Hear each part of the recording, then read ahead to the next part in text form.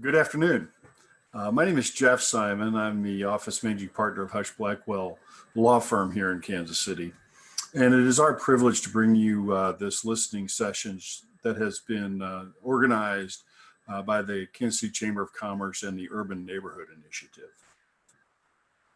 You know, we are at a pivotal moment in time and in our society right now.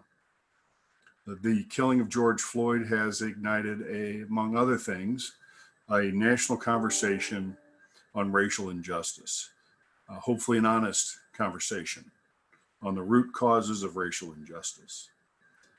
This conversation is too long overdue. You know, we've had these moments in time, these wake-up moments before in the not too distant past and throughout our history. Think of Martin Luther King and the outrage.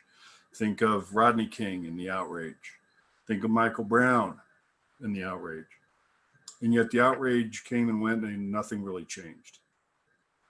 It can't be that way this time. It simply has to be different. There has to be change this time. And change needs action. That means concrete steps that are taken to address the root causes of the injustices that are fueling the conversation and the outrage that we are feeling and seeing every day. But in order to know what steps to take and what actions to take, we need to understand what the problems are. We need to understand the causes, the very deep causes of the racial injustice. And those of us who aren't victimized by it, people who look like me, don't even recognize it, much less understand the root causes because we're not affected directly by it. And the only way we can learn then is by listening to the voices of the people who have been affected by racism in this country, and listening to their observations on where these deeply embedded forces are in our society and in our culture that need to be deconstructed and dismantled to make the real change that we need to make. And then our actions will be informed by the need of what needs to be done. And that's why I applaud the Chamber and the UNI for these listening sessions. And this is the fourth in a series of listening sessions designed to allow us to learn, to inform our actions. Last session last week, you may recall, was on structural racism and particularly its history, both nationally and here locally. This time, we're very fortunate to have a very distinguished panel to talk about how structural racism manifests itself in Kansas City and then throughout our entire regional community today, right now, and what needs to be done about it. So at the end of this session, there will be a Q&A session, and I encourage you to use the feature on your screen to ask any questions you might have. But thank you for being here. It's a very important conversation we're about to have, and it will not end here. I promise you, it will not end here.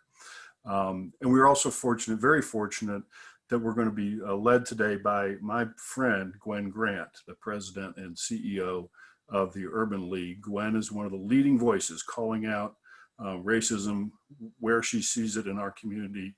She's taught me so much and has so much more to teach me. And Gwen, it is my great pleasure to introduce you, to welcome you, and to thank you for being with us today and leading us in this discussion. Thank you, Jeff, and it is indeed my pleasure to be here today to continue this very important conversation about structural racism in America and in Kansas City. And we do have a very distinguished panel with us today, and we do have a little bit more time at our disposal today. So hopefully we'll be able to go a little bit deeper than we were able to go last week. So I'm not going to delay, I'm going to jump right in. Our first panelist will be Mr. Alvin Brooks. And of course, Mr. Brooks really needs no introduction, but I just want to say a little bit about Mr. Brooks. Mr. Brooks grew up in a segregated Kansas City, and in 1954 joined the Kansas City, Missouri Police Department, one of the few Black police officers on the force. Years later, he was appointed to the Board of Police Commissioners overseeing the department he once served. After the 1968 riots following the assassination of Dr. Martin Luther King Jr., Mr. Brooks established the Human Relations Department for the city of Kansas City and was promoted to assistant city manager in 1972. In 1977, he started the Ad Hoc Group Against Crime, supporting those who have been impacted by violence, promoting healing and justice. Mr. Brooks served 2 years on the Kansas City Council representing the 6th District, and he later served on the Hickman Mills School Board. He was named the K.C. Chambers 2019 Kansas Citian of the Year, an award given only to those whose civic contributions and achievements have reflected the insight, creativity, and consciousness necessary to build and maintain a quality urban community. After 88 years on this planet, Mr. Brooks is writing his memoirs, and he certainly has a wealth of experience and knowledge to draw from. Welcome, Mr. Brooks. I'm so delighted to have this opportunity to talk with you about structural racism. How are you doing today? Unmute yourself, please. Thank you so much for inviting me. I apologize for that noise, but I have all kind of technology in this house, and I don't know how to operate any of it. And so my daughters are here and they're fooling around, so please forgive me. Again, thank you, Ms. Gwen, for the invitation, and to all of you who are on the network here. Thank you for being here, and thank you for introducing this subject. And I'm sorry that I was not able to participate in the earlier forum to know just what went on when you talked about structural racism. But let me do this, if you will, share with you just a little bit of my thoughts. I'm a product of segregated schools up until my junior year in college. I went to R.T. Cole's Vocational High School, the Lincoln High School. I'm a graduate of both Lincoln and Coles. My diploma says R.T. Coles because I spent most of my time there because I wanted to be a great musician, but I took classes at Lincoln in 1950. And then I went to junior college. And because of the segregation, we could not go to the junior college at 39th McGee, so we went up to the 3rd floor of Lincoln High School, which was a junior college. One of the things that we did, our professor, Dr. Gerard P. Bryant, analyzed the history of the nation up to our point. In fact, I was a sophomore May 17th, 1954 on Brown versus Board of Education, and handed down. But let me just say this. The system that was set into motion by the Charters of Freedom, the Declaration of Independence, the Constitution, the Bill of Rights is working. It's alive and well as we speak here today. And that system, as I call it, was never meant to include people of color, more specifically African Americans, never intended. The opportunity was there in the Constitution when they first met the first Constitutional Convention in Philadelphia in 1787. The opportunity was there to discuss the whole issue of slavery and the role of, quote unquote, the Negro at that time. But Thomas Jefferson's first framing of that Constitution dealt with that, but it was deleted because of the power from the South. And so the opportunity was there, and it did not appear again in the first day. And then so we had the Declaration of Independence, 1776, the Constitution, 1787, the Bill of Rights of 1789. The Bill of Rights, the first articles of that had nothing to do with the rights of those human beings that were slaves. But then as the 13th of the Declaration of Independence and the Constitution and the Bill of Rights all dealt with everything else, the rights of white citizens, but had nothing to do with those who were slaves. And then Abraham Lincoln's Emancipation Proclamation in 1862. Now, keep in mind that this was not a law. It was an executive order by Lincoln. And what it was supposed to do, free all the slaves in those states that were in rebellion against the United States. And of course, that had already been, Jefferson Davis had already, in South Carolina, already seceded and made Jefferson Davis president. But the 13th Amendment, supposedly a congressional act, freed the slave, 14th made them citizens, 15th the right to vote. Now, each one of those areas had been challenged throughout the history of this nation. Dred Scott, 1857, which Roger B. Taney was the Chief Justice, a 72 vote, said that no black man had had to be respected by white men. Then Plessy versus Ferguson, 1896, separate but equal. Now, Brown versus Board of Education struck that down. But the system, I believe, is undergirded by three basic institutions: economic, political, and social. So Black folks in America, those of us of African ancestry, have no power in those three institutions that undergird, if you will, that system that is structurally racist. Started out that way and is that way today. Here we are in 2020 as we speak today. And the beneficiaries of that system are everyone who is of European descent. Let me put it plain, who's white. You benefit from that racist system that was established with those three documents of freedom. Now, the 1776 was really establishing the new nation. The Constitutional Convention was to put the frameworks together for that new nation. And then, of course, the articles were ones that undergirded that framework of the Constitution. And they met in 1787 to form a more perfect union.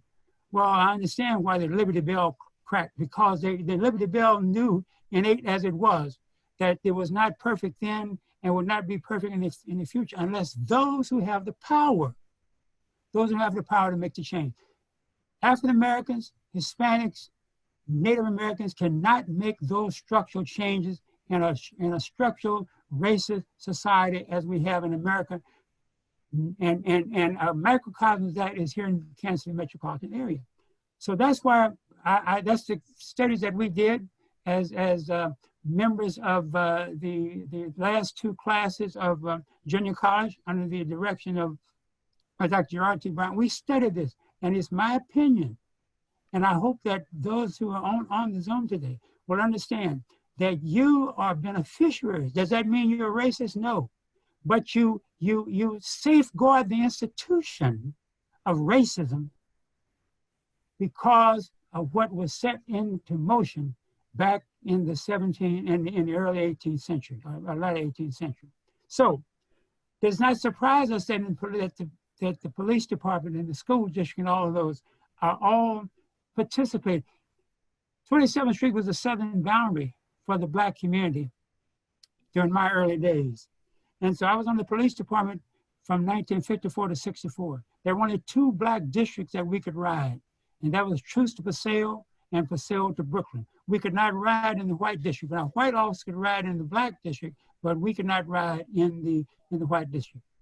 While I was in police academy in 1954, Judge Ridge handed down the decision actually in 52, but it went into effect on Swope Park swimming pool. Several Black Kansas Cityans filed a suit to swim in the swimming pool. And after they had police out at Swope Park full time, they sent this recruit named Al Brooks out there. I hadn't gotten out of recruit school on Sunday evenings from 5 to 9, 4 to 9 to monitor the situation with uniform and a police car and a radio and all. But it did not affect the boathouse. It did not affect the rental of horses, the rental of bicycles. Nothing else could we do but at the swimming pool. There wasn't any problem. Let me fast forward now to 1963, 64. Public accommodations. When the city of Kansas City, Missouri passed the public accommodations ordinance, the tavern owners got together and got enough signatures to put a stay on the passing of that ordinance and to have a referendum vote. It barely passed. If it had not been for the Jewish community in the southwest part of the city and a number of other liberal whites, concerned whites, it would, and Freedom Incorporated, which really had its impetus at that time in this whole act, it barely passed. But then fast forward to 1968. When 1968 came, the federal and the states had passed Federal Housing Act. Kansas City passed it in January of 1968. But then there was a referendum of the same group. Now, if you have just a narrow passage of the public accommodation, which means that you don't have to sit with me, and as a restaurant, you can go where you want to go, or a barber shop, or a beauty shop, or everything that everyone that has a public license. So, but when it comes to housing, pretty hard to get away from that. That same group got together, and what happened is that realtors, white racist realtors, were buying up homes in wild white areas, one house, and then move a black family in, and then say to the white person, you see who's moving in, they're gonna cause your property value to go down. But then there was a riot that started on the 9th of April, 1968. I was there at the City Hall, steps of City Hall when it started, with police officers tear gas into the bus that I'd ordered to take some of the kids who were on the march back out into the various communities, and also tear gas that was thrown into Holy Name Catholic Church at 23rd and Benton. Let me know, Gwen, when my 10 minutes is getting close. But so I'm trying to put the backdrop to that. Black folks, there's a particular reason why the Black community is basically, I'd say 80%, 75% between the river, Bannister, State Line, and 435. Okay. Time signal. I need you to wrap Okay. it up. And it's not because we love each other so much. It's because the system has done that. And that's why you have school districts like Kansas City and Hickman Mills and Center and Grandview and now growing Raytown, predominantly black. We used to call them urban school districts. Ain't that way no more. I mean, suburban school districts, they're urban because of the movement of blacks to those areas because of urban renewal, the freeway, and other things. So thank you, Mr. Brooks.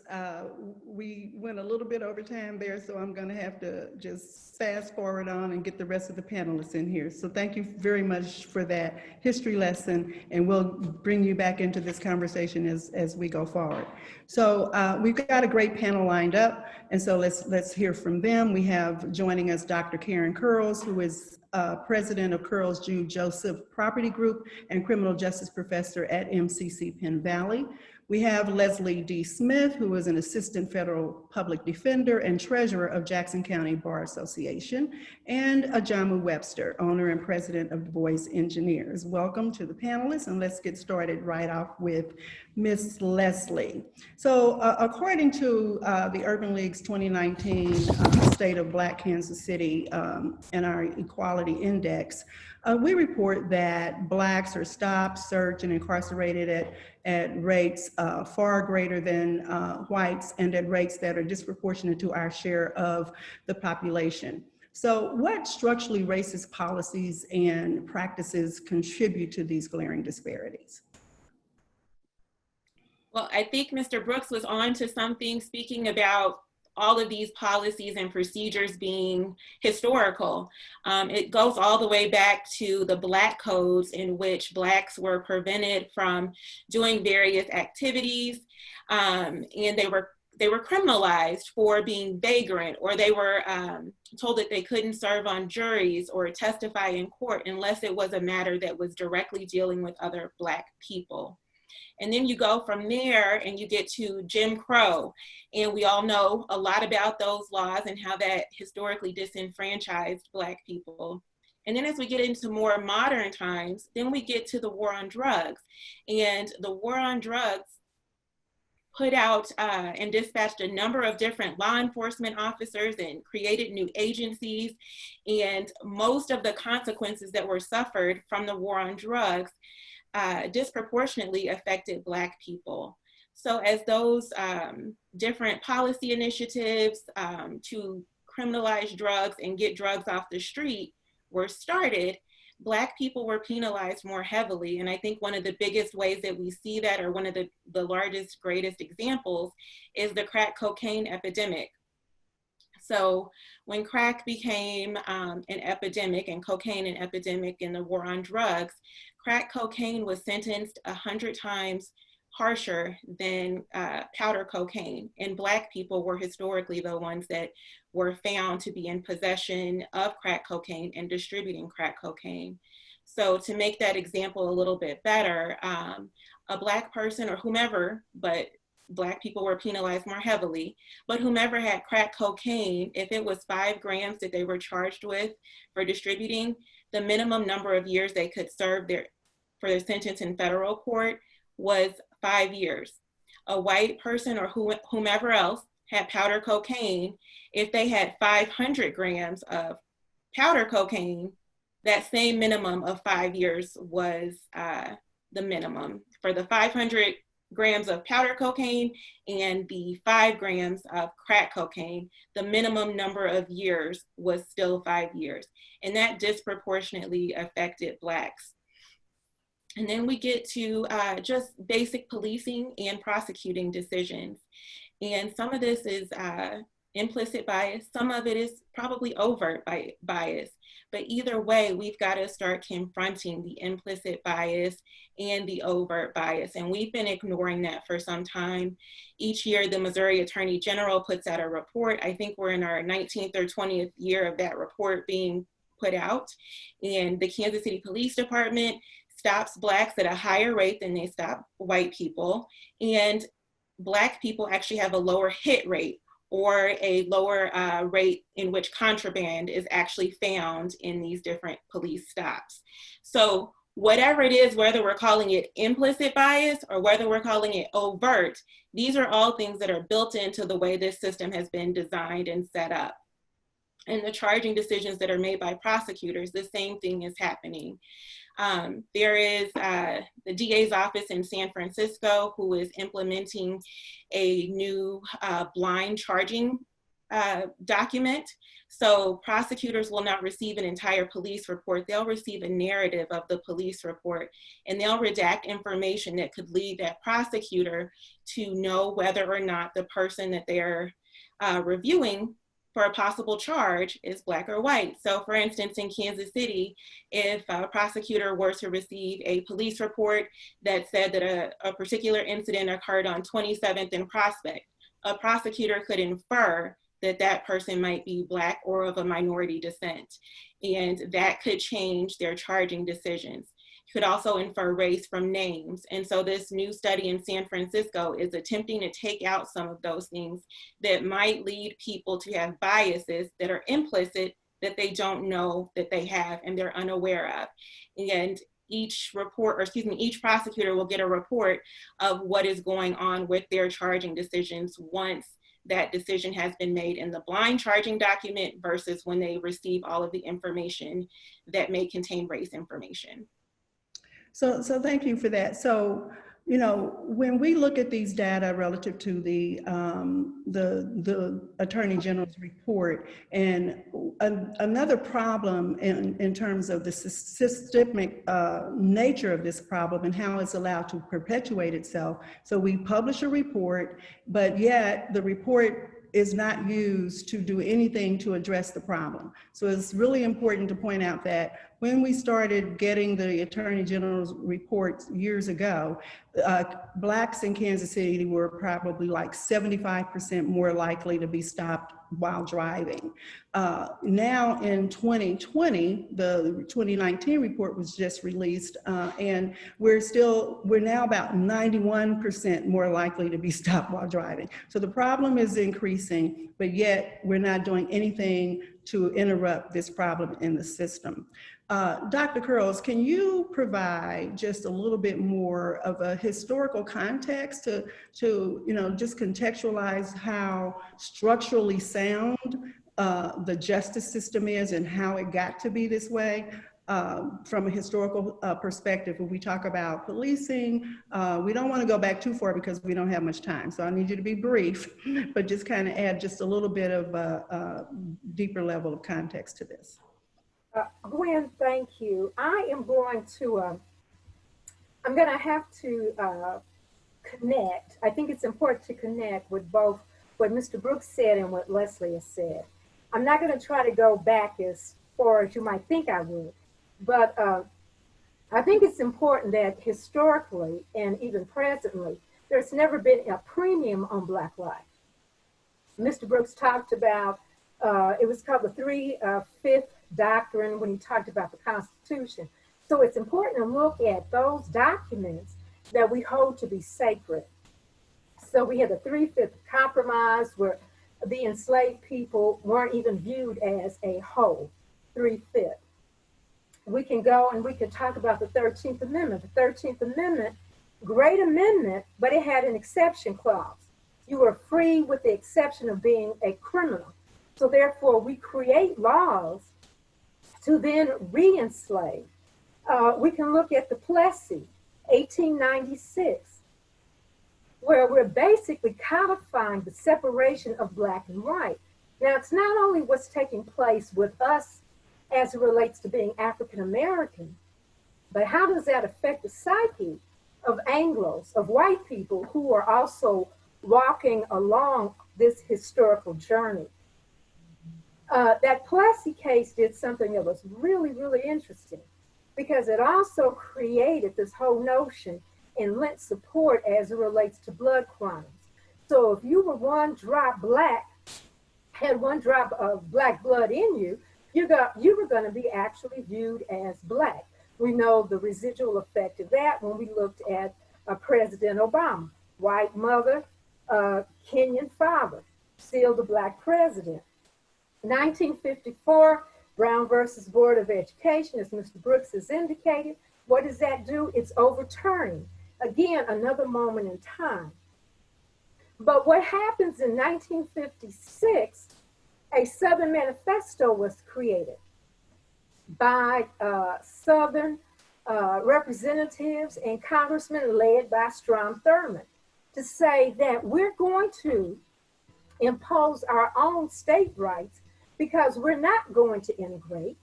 And based upon that, what ends up happening is you get this ongoing, again, bear in mind, there's no premium on black life, where the Mississippi Sovereignty Commission is created and African Americans are terrorized, they're killed, they're kept from going to the voting booth.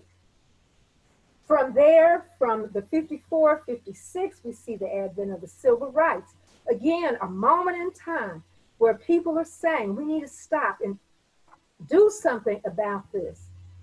And we do make some strides. But then what we see, the Black Panthers, they come. They have a great idea, but they become marginalized. They have to be neutralized.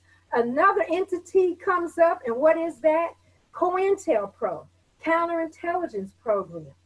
So you see that within these structures, using the law, using the Constitution, what ends up happening is that same Constitution that is constantly being brought up as the Bible of the United States is turned on its side by people, particularly the criminal justice system, to maintain the status quo of African Americans, and that is as second-class citizens within these United States.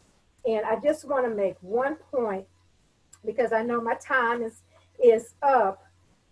It's always been the deprivation of liberty that African Americans have suffered. We are a creation of the United States, and we've always tried to deal with our own freedoms and that deprivation of liberty. And that's you're giving me the sign, so I know it's time. So we can come back and revisit it, but that's where I am.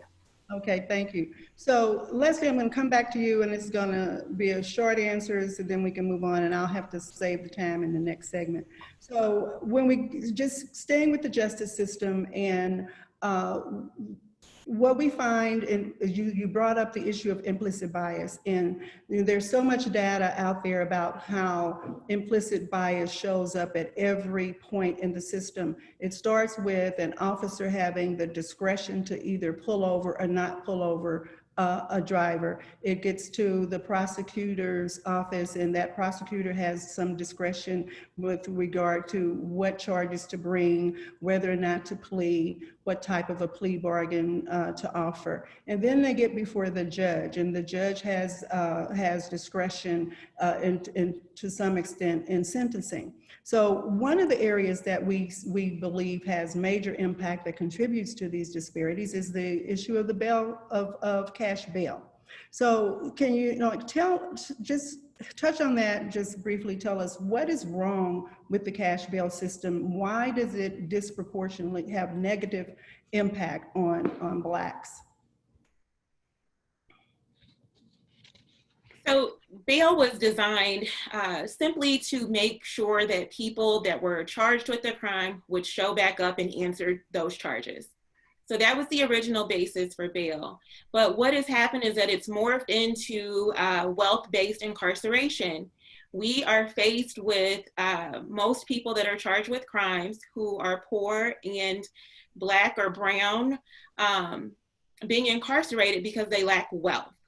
So the bail system, whether it's in state court or federal court, the judges are generally looking at two areas. The first being, will you show back up to court? And the second being the safety of the community. So someone that's charged with a murder, no matter what your race is, you're less likely, of course, to be released because that's a high level crime. But the cash bail system has created a disparity where Blacks are unable to be released from jail pre-trial. And it's degrading the Constitution because all of us are to be presumed innocent until found guilty. But when you're detained pre-trial, it's almost as though you have to prove that you are innocent of the crime, or prove that you are worthy of a second chance, or prove that you are worthy to show back up to court. And the cash bail system creates a disparity where we as Blacks and brown people don't have access to justice. That's essentially what that system has created. We don't have the means to be able to have friends and family that can contribute to our bail. And so we're detained. In Missouri State Court, if you're detained, you may have 6 months before you can get to trial if it's a good day, you know, but that could go all the way up to 9 months, 18 months, what have you, depending on the discovery in your case and different issues that may be present. And so what the other thing that happens with the cash bail system is if someone is presented with an offer for probation and they're detained, they're going to be more likely to go ahead and plead guilty, even knowing that they don't have all the discovery or the evidence against them. They're going to go ahead and plead guilty. And as soon as they say guilty in that courtroom, they may walk out of the door a felon. And then that, of course, affects the rest of their lives.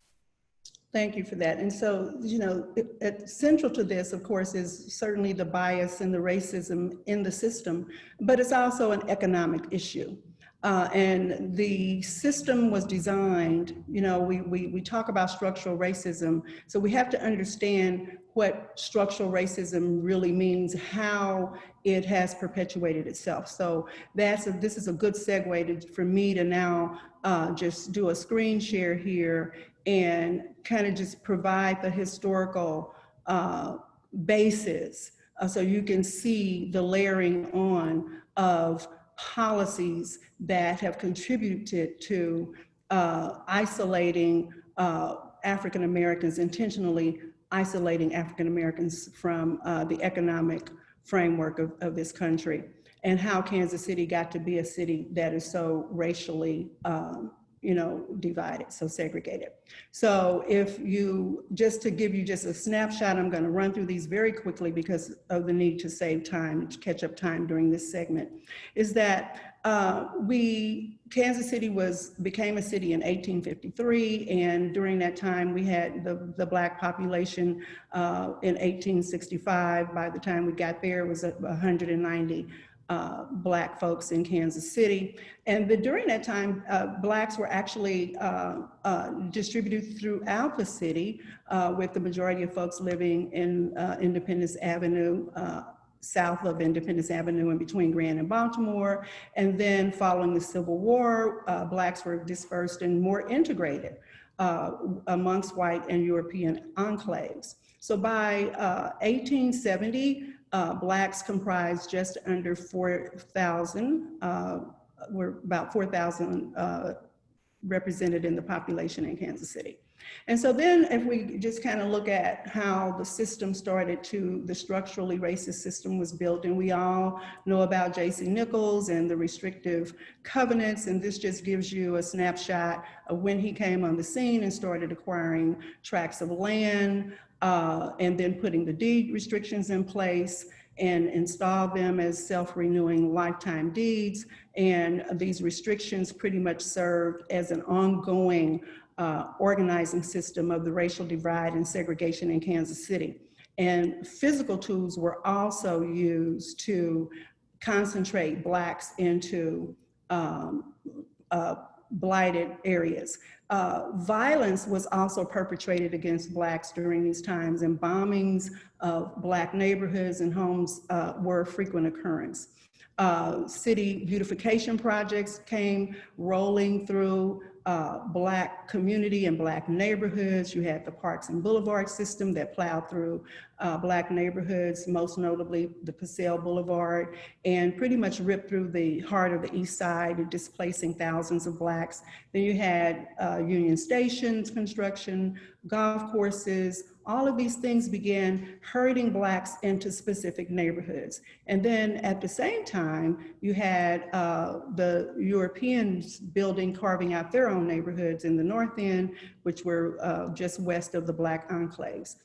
Blacks were forced into derelict neighborhoods. Then there were race riots in 1919, out of which a Citizens League was formed. The Citizens League had formed this committee and basically, purposely partitioned the city into these homogenous racial segments for communal peace. And if any of you have read Sherry Lamb Shermer's book, A City Divided, she talks about how, in that book, she talks about how the city leaders just put, the narrative was that Black people and white people could not reside safely, we could not live together safely, that Blacks would be violent, when in fact the exact opposite was true. Whites were actually violent towards Blacks during those times. And as we can see here through law enforcement, that type of violence and brutality continues. So then, we go to the post-Depression era, and we have the 1934 Housing Act, which leads to the FHLB, the Federal Home Loan Bank, and then the Homeowners Loan Corporation. And then under this format is where redlining began. And so it just pretty much restricted any investments in the Black community. Once that started, and pretty much investment in Black communities was officially over, and that is still the case today. One need only look east of Truce to see that disinvestment in the inner city where Black people live. Then, due to this redlining, though, how did this impact the economy? So whites had to, if they wanted to build a home, the only loans were available in areas that were not redlined, which were suburban areas. Blacks were seldom approved for loans outside of the city. During World War II, when manufacturing opportunities were abundant, Black laborers were excluded, with only 6% of Blacks in the area having access to wartime manufacturing jobs. Housing is the same problem. You had federally housing for Black laborers, but it was concentrated in areas that were farther away from the jobs, and which resulted in a number of riots across the county as Blacks penetrated white communities. Then they were also attacked by whites. And if you look at Kansas City's landscape now, and you look at jobs that are more likely to pay a livable wage for low-skilled workers or entry-level workers, you'll find most of that work is outside of the boundaries that require transportation, and other barriers prevent people from accessing those employment opportunities. Then when the GI Bill was passed, and you looked at Blacks who signed up, serve this country, come back to the country, and not be able to avail themselves equitably or equally of the GI Bill. And so of 67,000 mortgages that were made during that time, only 100 were provided to non-whites. Then comes the Federal Highway Act, the interstate system, blasted through the Black inner city neighborhoods. So land for highways was obtained through this application of the term blight, but they just forged right through the Black community. An example of that is we needed a Midtown access, and we named it after Bruce Watkins, but it drove right through, plowed right through the inner city and displaced thousands of Black families. So the East Side was cut off from the city in 3 ways. Financially, by refusal of lending from banks. This is important to understand because this is how this demonstrates the structural nature of the system.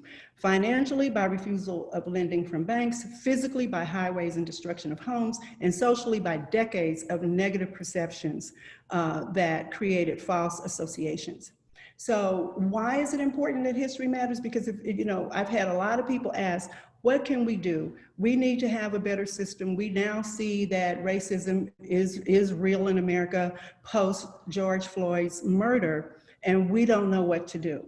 Well, if we're going to improve Kansas City, if we're going to address or dismantle structural racism in Kansas City, then we have got to understand how we got here. And then you actually have to apply some of those same practices to get us out of it. And as Mr. Brooks said at the opening, that the problem of race is a problem that white people have to solve. And it begins with acknowledging that it remains a problem. Acknowledging the economics of race allows us to move, hopefully, from denial to awareness to action. And I passed out last week, we provided a book list. And on that list is a book by Ibram Kendi, is How to Be an Anti-Racist. So which really focuses on the fact that it's not enough just to say, I am not a racist. It's not enough just to say, the system is flawed and we need to fix it. Or it's not enough to witness systemic and structural racism and then take no direct action to dismantle it. So he's put, his focus is on the fact that we have to learn how to be anti-racist. And one of the things to do that is to understand these systems. And when we see how we apply these policies that are in place that created the economic and racial divide, is how are we going to address it? We have here in Kansas City, from an economic development perspective, we have tax increment financing, Public Improvements Advisory Committee, PIEA, the Planned Industrial Expansion Authority, the LCRA, Land Clearance Redevelopment, Chapter 353, and sales taxes. All of these tools, all of these incentives have been used, and if you look at the data, they have been used, and still the primary beneficiaries are white businesses, white people. The primary folks who are negatively impacted by what should be positive execution of policies are Blacks living in Kansas City's inner city. So that sets the foundation for a conversation about the impact of economics. And so we're going to move right on in so you can see what those economic policies look like. And I caught up the time. I really flew through there. I'm sorry if it went too fast for some of you, but needed to get that in. And so let's go now to talk about structural racism in economics. So Dr. Curls, I did this very abbreviated historical timeline just to illustrate how deeply structural racism is embedded in our economic system in this country and in Kansas City. So what else do we need to know about the role that history has played in intentionally and systematically obstructing Blacks from equal access to America's economic mainstream? I think a number of the policies that you discussed, Gwen, are extremely important. I think that probably if we were to look more at the 1940s, I won't go all the way back, but I think if we start looking at the 1940s, particularly with restricted covenants and the fact of African Americans not being able to buy property, and therefore in certain areas, particularly here in the city, the area that was not an entertainment district, but was the area for African Americans to live was the 18th and Vine, 27th Street area. There were other settlements, if you will, Leeds, Steptoe, Round Top, but all African Americans still had to come back into this community. And that's why this area is so very sacred even today as it relates to African Americans. But looking at restricted covenants, it's important to understand that in the Kramer case, which was a 1947-1948 case that lifted restricted covenants, it allowed African Americans to move south, not west, but south, based upon what you shared, looking at the mighty truce divide. And when we look at that truce divide, you saw people reacting, people in power reacting to what had transpired as it relates to the Brown versus Board of Education. And so you did have this Kansas City, Missouri School District. You had the Greater Kansas City Realtors. You had J.C. Nichols that basically created that truce line. So when we start talking about from a historical perspective, we can look at, we are bounded by a invisible line that is going to be upheld through the economics. You're going to see certain assistance being given to some that aren't African Americans as it relates to purchasing houses.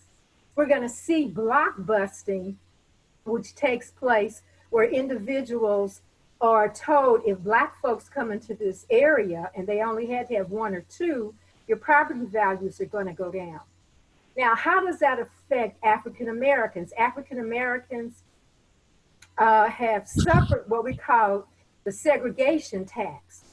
When we go to buy homes, we'll pay more, but when we go to sell them, we get less, particularly if we're in a very diverse community. We can also see, as we talk about economics, are these FICO scores. Because when we start talking about FICO scores, who is most impacted by those scores are African American people. You can see that even now as it relates to employment. They want to know, what's your credit score before you can get a job? And again, we're going back to this whole issue around premium on Black life. You're looking at maintaining the status quo because all of these policies simply reflect the second classness of African American people. So, Ajamu,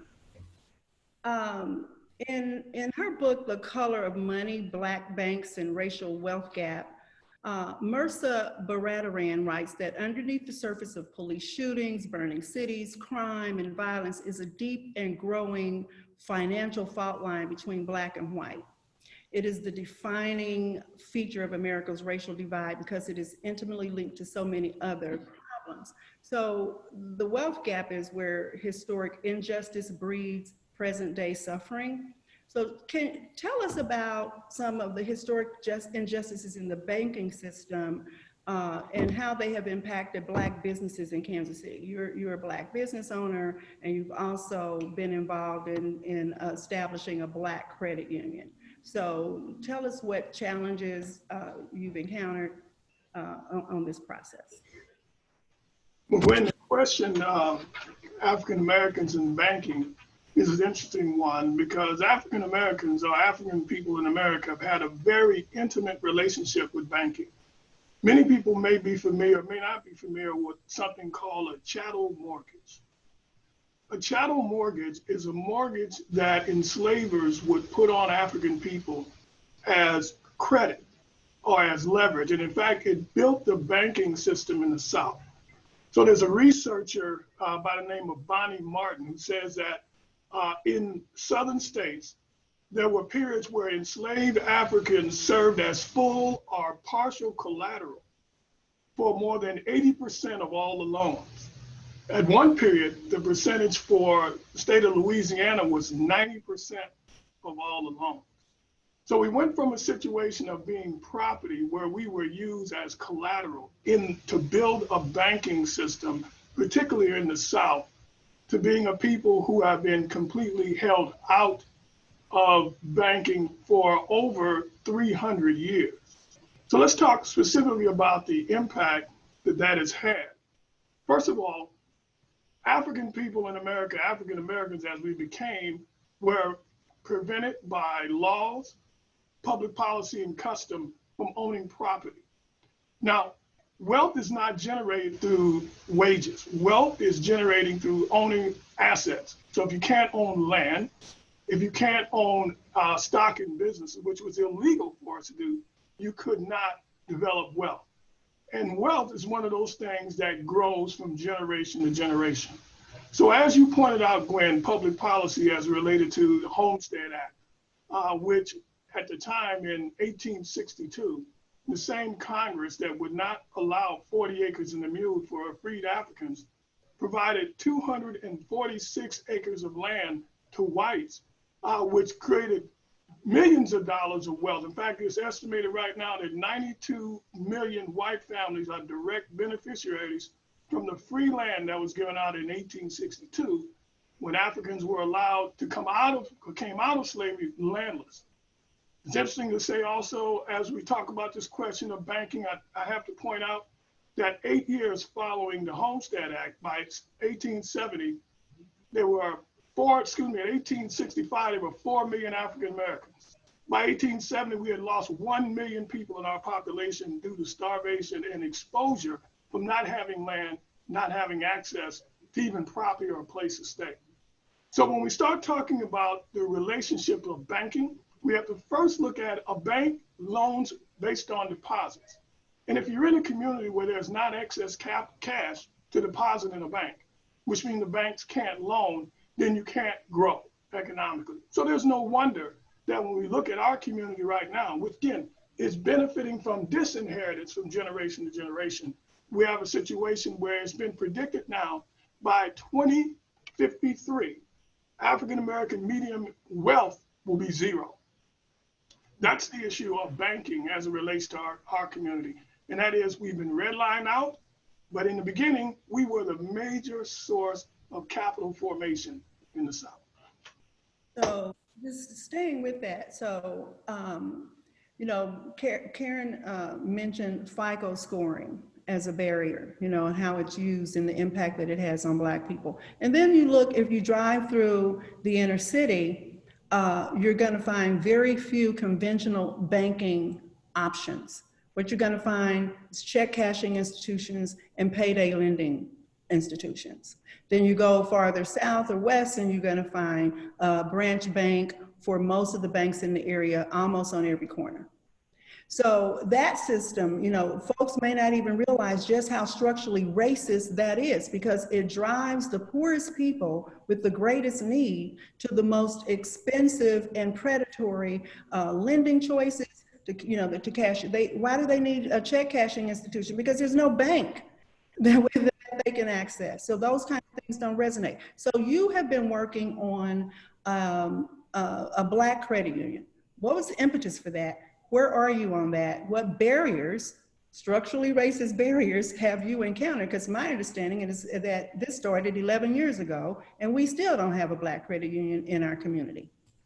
Well, Gwen, you're correct. It started 11 years ago under Mark Funkhauser as the mayor, and it came out of the New Tools Task Force in the community where folks said we needed access to capital and resources. And interesting enough, from a historical standpoint, it wasn't until the late 1980s. Prior to that, the majority of African Americans who had mortgages in Kansas City came from mortgage companies, not from banks.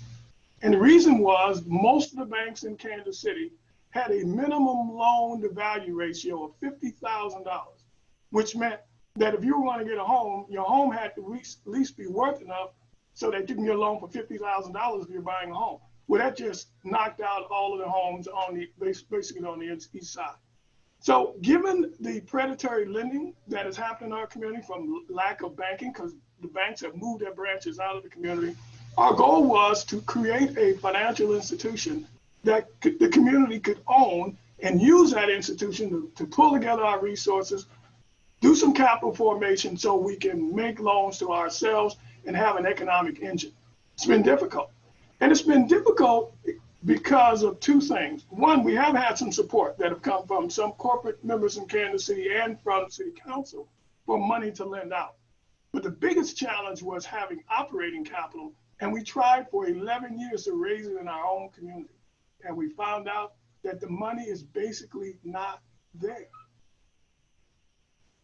That is very tragic given the circumstances that we've been in for the last 400 years, that right now in 2020, there's not enough capital in our own communities to capitalize a credit union. It's tragic, actually, and it's, you know, with the data that we published in the state of Black Kansas City, if you look at the wealth divide, which is in terms of the progress that we've made since we started doing this report. We started in 06, and here we are in 2020, and when we started in 06, the Black economic index was around 54, I think 54, 58%, and we're now in 2020 only at 61% of being whole. And so the wealth divide, how the structurally racist system has impacted economics is the most severe of all. And until that divide is addressed, or that problem is addressed, I don't know how we will ever achieve socioeconomic parity. So when you take this, and now let's talk more about economic development.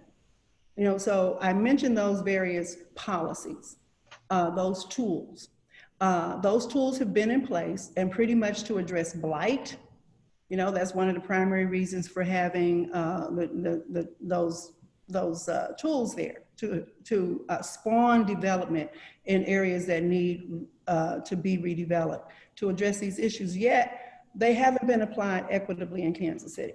So what do you think is the problem there? Why, other than, you know, folks not realizing that their behavior is structurally and systemically racist? So now we're pointing that out. So how do we get them to see these disparities better and to begin to shift behavior to ensuring that these tools are applied where they're needed the most? Well, two things real quick. One, that when Mayor Mark Funkhauser was in office, he did an economic incentive task force that looked at all the Kansas City economic incentives. The report came back and said that these economic incentives are having no effect on the distressed areas of Kansas City, which is essentially the African-American community. So we know that's a fact. But your question about how to get folks to look at it, Gwen, I'm just being quite frank with you.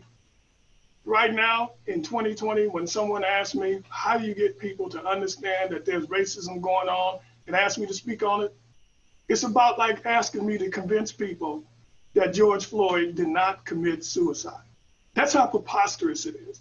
If you don't see it now, I don't know anything that I could say that would cause you to see it. But if you do see it and you don't do anything about it, then you have to take responsibility for what is taking place right now. We're doing all we can. But if this problem was just left to African Americans to solve it with the resources we have, it would be like trying to cure cancer with a Q-tip. It's not enough. Folks have to now get serious about this thing and say, we're going to have to challenge it. And it is really for the white community to take this challenge on. Like Mr. Brooks had said, the general beneficiaries of it, it's set up in the Constitution to benefit you. You just can't lay this at our doorstep and say, you all got to work harder and get a better education, apply yourself. Been there, done that, got the t-shirt, it ain't work. So, you know, I don't know, whoever wants to jump in and address this, because I'm going to stay on this thing a little bit here, because this, I think, is a good example to see how, you know, Mr. Brooks, or what you said about what white people need to do. We all keep saying that, but yet if we witness a city council meeting and the city council is still reviewing economic development projects that are taking revenue and tax dollars from school districts, library, mental health, and using them to spawn development, or to give a developer an additional, 10 years, to renew an abatement at the expense of the inner city. So I think here, just to make a point, last week or a few weeks ago, Dr. Bedell sent a letter to the city council calling out structural or systemic racism in how the city is utilizing tax abatements. So that created quite a stir. And I want to talk about this because it created a stir amongst the city council members. One African-American member was offended that the Black superintendent called out racism, which was interesting, for me to witness as a Black woman who is calling out racism all the time, and we need to deal with it. And then you had other folks, pushing back like, this is horrible that we're talking about race and that's not the groundwork of the decision. But so if we look at these, how do you deny that when you see these outcomes, you see these data? Okay, so it is abundantly clear. What can we do to cause this system to correct itself so that our tax incentive policies actually do generate economic development in blighted areas east of truce? Ms. Quinn, let me indicate a glaring example of what you said, but it goes well beyond the inner city. I'm on the Hickman Middle School board. We're losing about 400 to 500 students per year. We're now down to about 5,600. When I came on, we were about 6,800. The Cerner Corporation, which projected to build a $4.7 billion project, $4.7 billion project. We get $6 million for the school district. $6 million out of a four. How do you justify that? How do you justify one of the leading multinational corporations in our community? Because it was projected, well, the kids who are employees there are going to come to Hickman Middle School District. Bigger lie than Chicken Little Toe. Ain't going to happen. They're not going to build there. They're not going to buy there. Everything's different. But let me just go about the education. If you want to reduce crime and violence, you have to have education. If you want to reduce crime and violence, you got to reduce poverty. And you reduce poverty by way of education.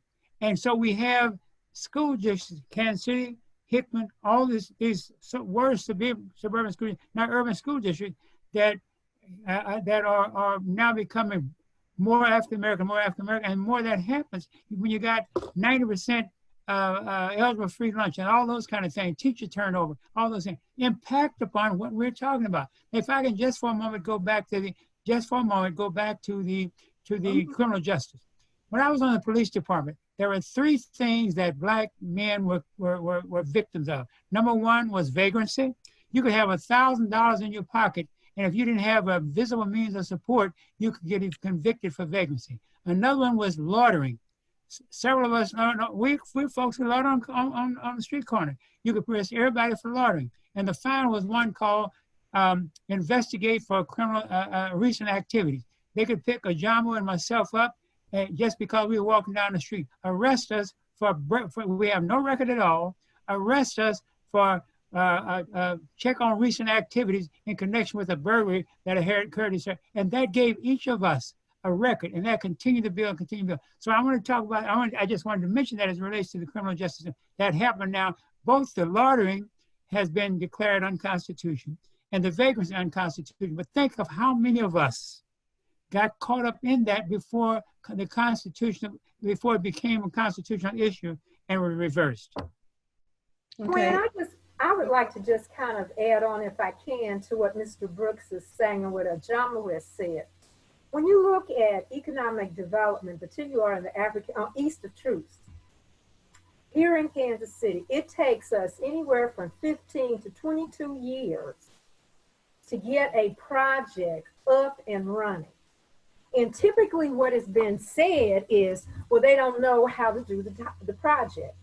It's not, or they don't have capacity. Capacity typically becomes the word that's used. And so it's not that we don't have the capacity, we don't have the insight. It goes back to the economics and how do we participate in an equitable fashion in this whole economic process. You know, when our young people were protesting, what you saw was not only for social justice and Black Lives Matters and all of these different things that we've been talking about this afternoon, what you saw was also economic rage, where people who have not been able to participate from the standpoint of money and how they can basically acquire certain types of things, you saw a considerable amount of economic rage. If whomever the loiterers were that broke into those high upscale stores on the plaza, they weren't running over to the dollar store. They were dealing with an economic disparity, that how do they get to participate in something? It's the same thing with economic development, because we're dealing with a very important commodity in the United States, which is called land. God ain't making no more land. And so whoever controls it basically can dictate what happens.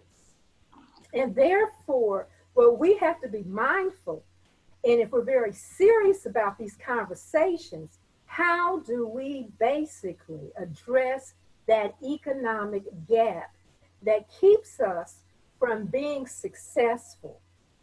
And you know what the community did, and the white community supported, and it was with Clinton Adams, Bill Gary, and myself, birthed out of the Urban Summit, was the creation of the Central City Economic Development Sales Tax, so that we could begin to sit at the table and bring money and leverage so that people would take what we're talking about serious, and that we can truly make a difference. And to me, we really need to be looking at, as a collective, how do we have more of those types of engagements where people come around the table and say, you know what, African Americans are paying taxes on everything else.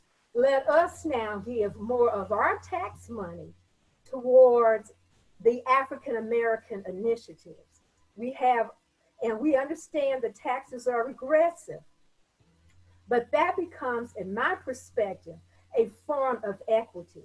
It's not coming over and becoming paternalistic from the standpoint of, we'll help build your community. It's more from the standpoint, because we've seen that over the centuries, that what we need is, how do we basically address something that Ajamu said, this true wealth creation, so that our grandchildren won't have to have another pivotal moment like we're having now. Because we have these probably, and Mr. Brooks probably has seen quite a few, and I say that in all deference of respect, Mr. Brooks, but every 30 years, we have these pivotal moments where we come and we begin to talk about something, and 30 years before it was discussed, and 30 years later, it's gonna be discussed. I liked when we started off, and I believe it was Jeff said, hey, we need to do something now. And I agree, we need to do something now. And as I wanna wrap up just my comment, there's a book that's Race, Real Estate, and an Uneven Development, the Kansas City Experiment, 1900 to 2000. Kevin Gotham Fox, he's at Tulane, did an extremely important study on Kansas City. And I think that that's something that people should look at. I think that we also need to be mindful as we get closer to our time being up this afternoon, that historically, give me just 1 minute, historically, and I'll make it quick, that we were enslaved, we were kidnapped and then enslaved. We have now started with arrest and now incarcerated. And now we're looking at going from that, from impoverished to even more impoverished. It's gotta stop. Thank you, Karen. So I'm gonna go now to the questions. And so we're a little bit, we're gonna have Q&A. We've got till about, about maybe 10 minutes here.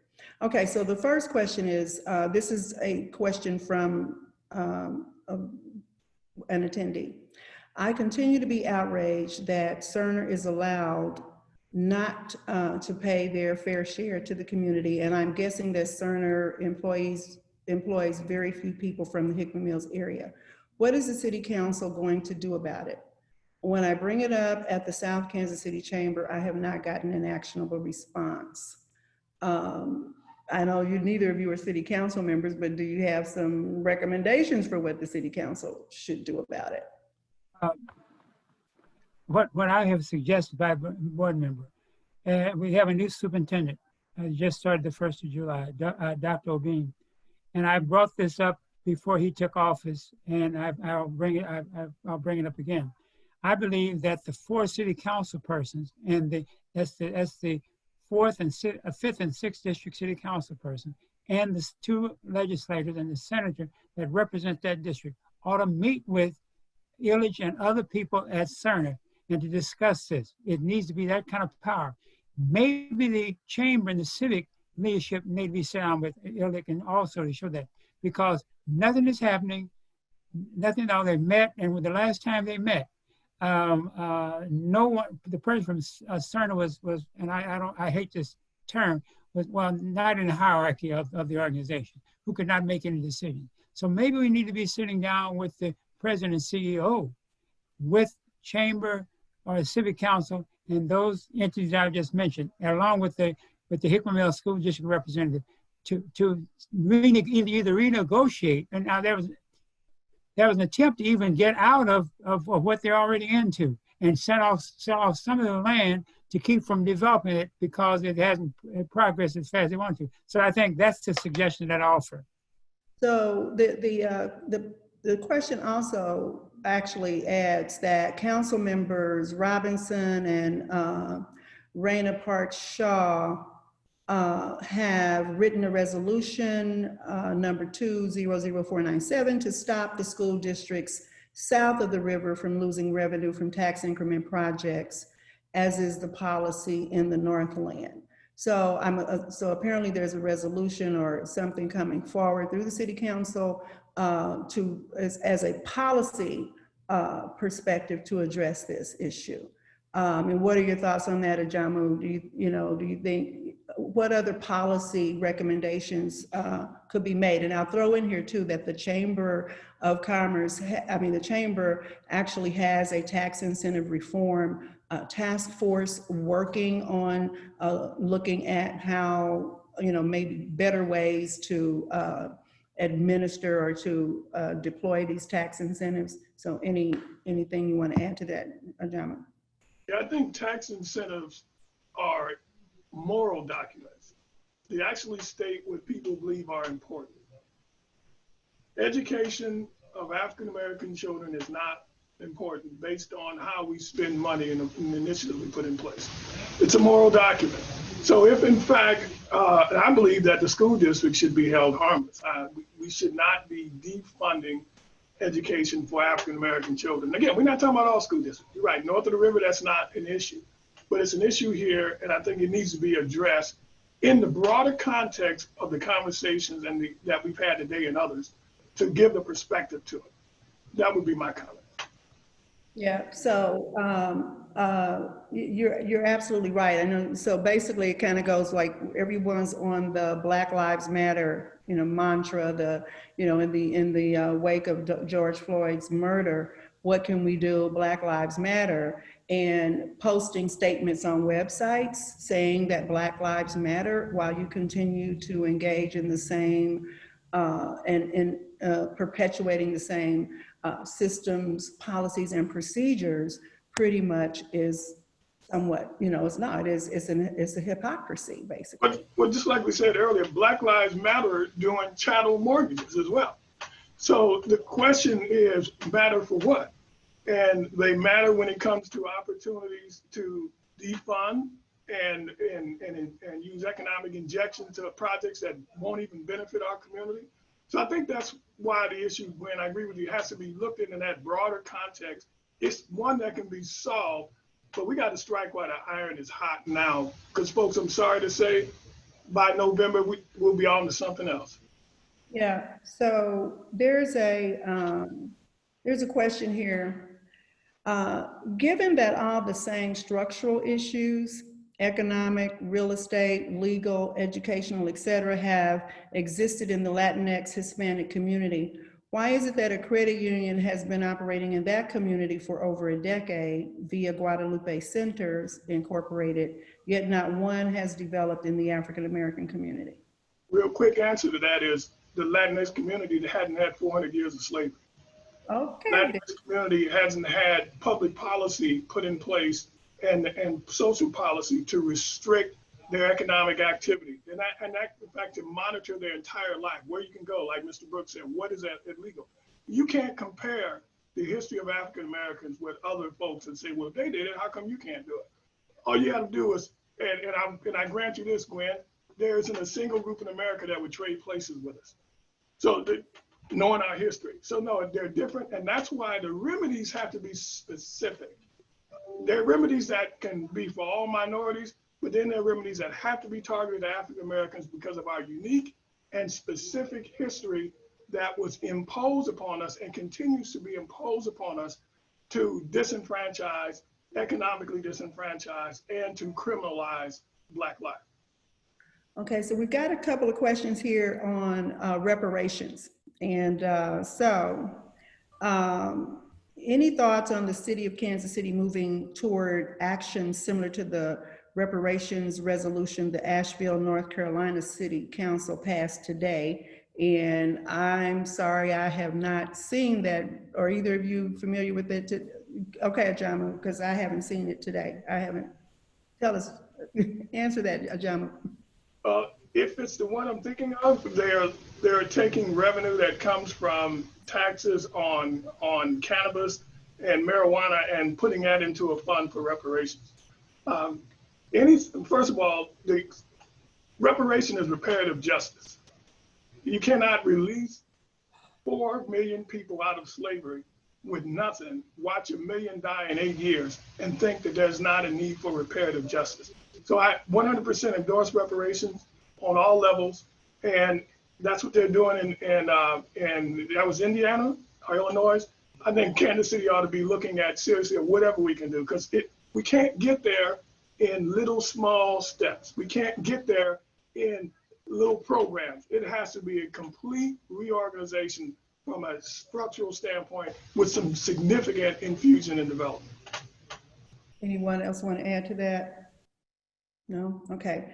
So how would we, so we say, if you say large scale, as a large scale process, so what would that look like? So if we talk about, I think one of the biggest institutions to be addressed in terms, it has to be, banking and finance industry. I mean, so it's got to start there. So Karen mentioned something like my FICO scoring, Black business lending, ways for us to create wealth. Can you add a little bit more specificity, Ajamu or Mr. Brooks or Karen and Leslie, about what you think needs to happen in the economic system to dismantle structural racism? I think we also need to look at the underwriting criteria, because underwriting is a criteria that really holds a lot of African Americans back. Even when we start talking about in the development community, what happens, we also begin to look at, to do a project, you have to have a guarantor. Because going back to what Ajamu has stated, it's been, when you start talking about 400 years of second classness, 400 years of not being able to develop wealth. So then you're doing projects and you're saying, okay, we got all of this, but now we've got to have a guarantor. What do you have? Now, if Ajamu just said that communities, we can't raise enough money for a credit union, then when you start talking about doing some of these larger developments, now you won't have money to help guarantee that development. And so we get into this kind of cyclical thing. So we really need to look at underwriting. We need to look at FICO scores.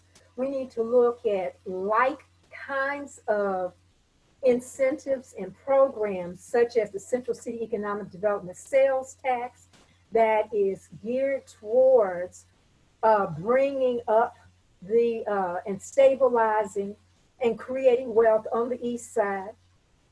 The opportunity zones, we talk about those, but with those opportunity zones, we can also look at the fact you're talking about capital gains. So who has the capital gains to bring in? Do we have African Americans who are bringing in capital gains to help their own community? I mean, and so some of these tools that are out there that exist, how do we help to change those so that it really benefits the African American community? Because we've been studied to death, we have all kinds of things that have occurred as relates to us, but we're never ever the beneficiaries in the totality of the whole, where we can continue with this wealth growth. And we've got to look at how do we come together to do it. And I think the people who are on this call can do this. I remember. We're starting in the right, talking to the right people. So Mr. Brooks, go right ahead. I remember when Greg Graves was chair of the chamber, there were 5-point programs. He and I talked about that a little bit and talked about one of the programs was the redevelopment and the assistance for East of Truth, and particularly around 18th and Vine and there. He was succeeded by E. Frank Ellis, I believe, and I'm not sure, how after that. But I'm wondering whether that's still on it's never occurred, and I'm just wondering from the chamber, whatever happened to that.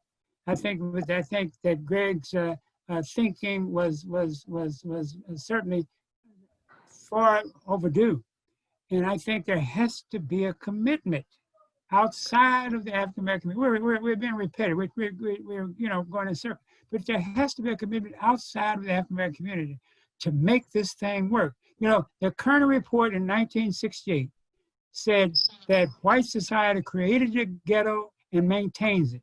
That's as true in 2020 as it was back when the riots of 67 and 68.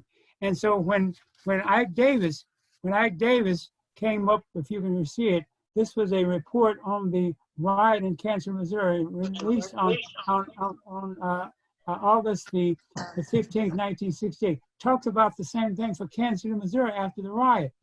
Read this. It's almost a blueprint to the same thing that we're talking about. In fact, one of the reporters, if I might real quick, I'm not going to read it, I'm just going to, if I didn't pull it out here,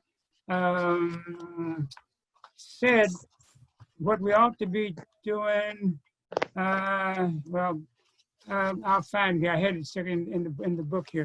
But David Helling wrote an article here. I think I've got, let's see.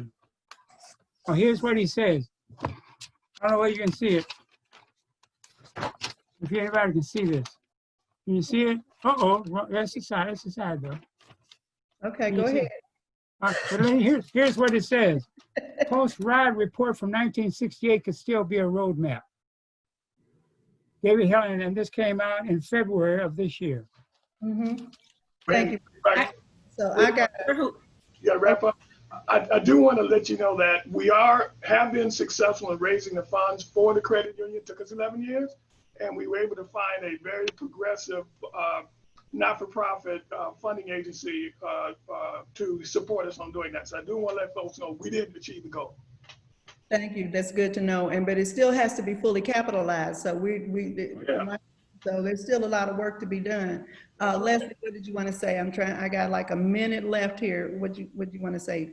Just quickly, I don't know who all is on the call in your industry, and if you're looking for a way to help, there are studies across industries that show that Black people and Hispanic people are discriminated in financing and bankruptcy, and a lot of other different areas in terms of how they are advised to proceed. So for instance, in bankruptcy, are Blacks advised to take I forget which bankruptcy is considered better, but whichever one is considered better, Blacks are not typically advised to participate in that bankruptcy plan, but they are advised to do a different bankruptcy plan.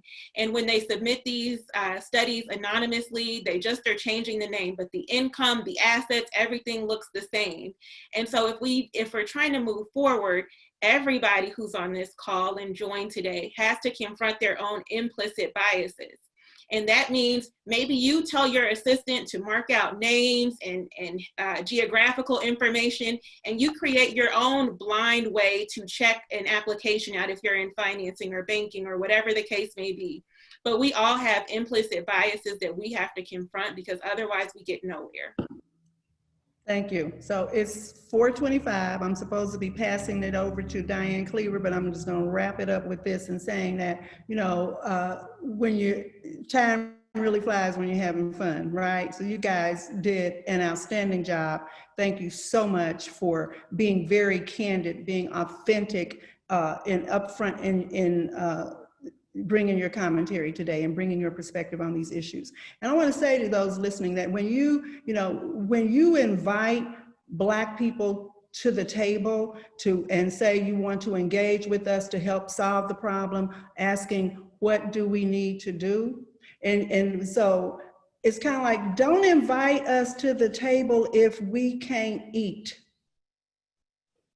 If you're going to invite us to the dinner table, we need to be able to eat, meaning we need to be able to be heard, and we need to be able to inform the process to bring about the changes that fundamentally are necessary for us to dismantle structural and systemic racism. Diane Cleaver. And thank you for organizing our 2 sessions on the impact of structural racism. I just have to add my wow to this panel. I think the information was concrete, grounded in research, gives direction for things that we need to do. So outstanding thanks to each and every one of our panelists.